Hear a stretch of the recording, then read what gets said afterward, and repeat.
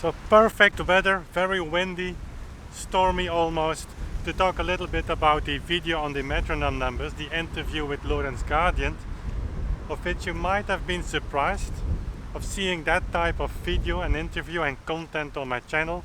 But if you give it a little bit of reflection, it ties into the pianoforte, of course, that's coming, and on which I plan to play all of Beethoven's keyboard works, and maybe even more, who knows.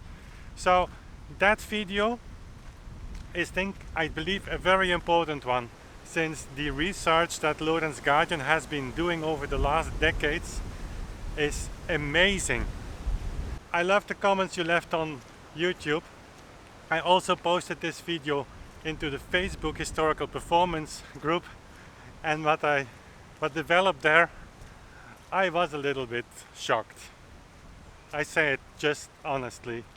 If you are in this hip movement, that's my point, don't go out the way of problems. Embrace them and think about them, and if you have to change your way of playing because of the outcome of that, then change your way of playing, but not change the facts and the sources, because that's something that kills this movement.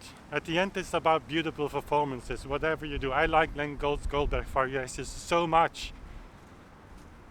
Has nothing to do with historical informed performance, maybe. But anyway. So then came with Czerny metronome numbers. And there was a guy brought up, yeah, the etudes of Czerny, they are really fast.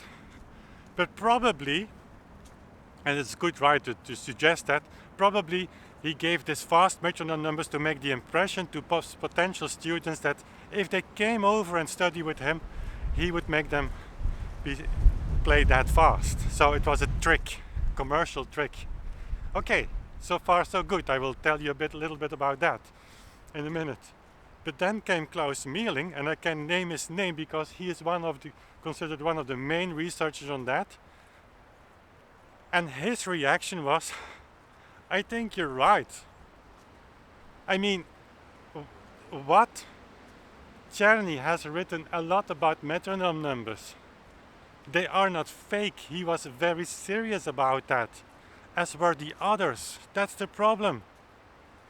If you see Moscheles metronome numbers about Beethoven or Haydn or Mozart, go to the Petrucci library.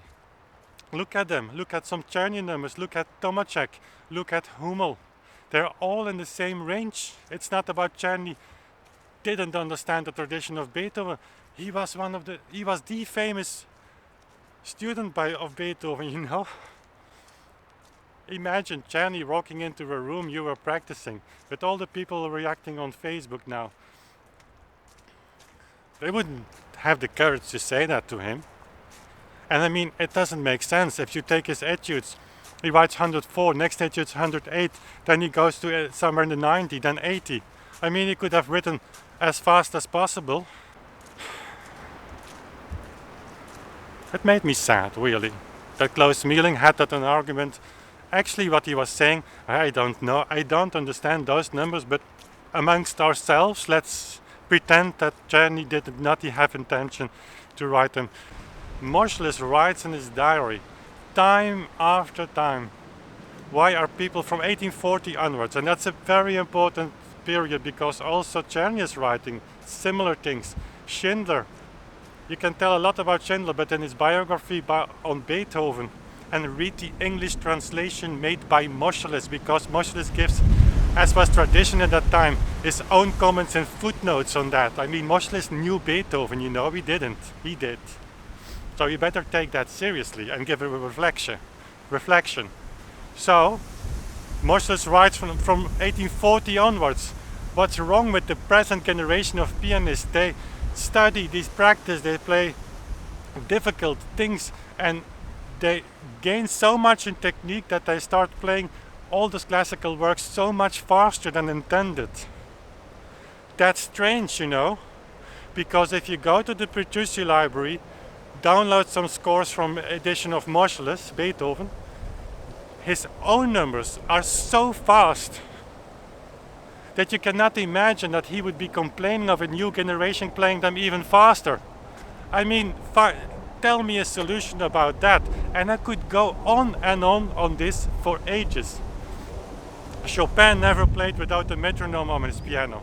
It's not my word, they are the words from Mikuli, one of his major students who made a brilliant edition of Chopin works, still today. Very worthwhile having.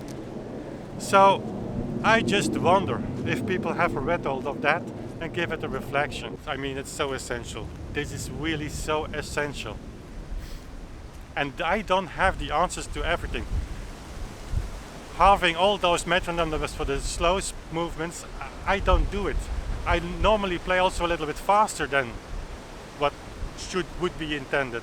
But that's not the point. The point is it's research. We have to reflect on that more than we do today. Hope you don't mind me rambling about this, but let's open our minds instead of closing them. Nobody of us was there when Beethoven played, when Mozart played, when Bach played. Don't think they played like us. Really not. It's a long time. But let's open our minds, not shuffle each other's findings under the table and pretend as if it is not there, because it is there. So it's our duty to take this further. Thank you for watching, and we certainly talk further about this. Have a nice day. Bye.